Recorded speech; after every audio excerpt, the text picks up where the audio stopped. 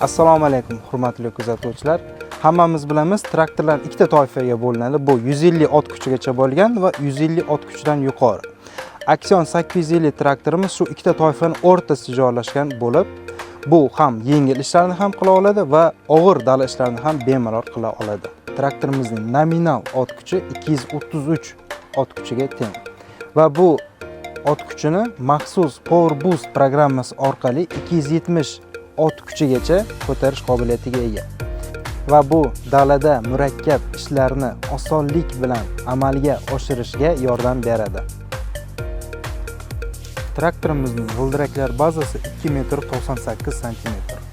Qaytish radiusi esa 4,80 m. Bu uzun toifasidagi traktorlarga qaraganda juda ham zo'r ko'rsatkich. Bu traktorimizning kabinasini 4 tomoniga amortizator bilan jihozlangan bo'lib, bu haydovchini dala ishlarida yanada qulaylik berib va ish vaqtining unumdorligini oshiradi. Traktorimiz 500 litrli yoqilg'i baki bilan jihozlangan bo'lib, bu tinimsiz 12 soat ishlash imkoniyatini beradi. Traktorning orqa ilgaklarining og'irlik ko'tarish qobiliyati 12 tonna bo'lib, gidravlik suyuqlikni esa nominal 1 minutiga 150 litr haydab bera oladi. Traktorimiz GPS avtopilot bilan jihozlangan bo'lib, GPS avtopilot dala ishlaringizda yuqori aniqlik bilan amalga oshirishga yordam beradi. Traktorimizning uzatmalar qutisi 24 ta oldinga, 24 ta orqaga va uzatmalar qutisini siz xohlasangiz avtomatik ravishda boshqarsangiz bo'ladi, mana bu shu knopka orqali yoki mana bu joystick orqali qo'lda boshqarsangiz ham bo'ladi.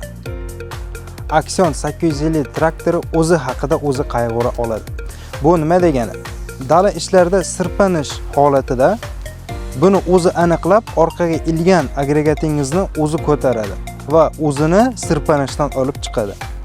Hurmatli kuzatuvchilar, bizni kuzatib borishda davom eting. Yanada qiziqarli ma'lumotlar va yangiliklar sizni oldinda kutyapti.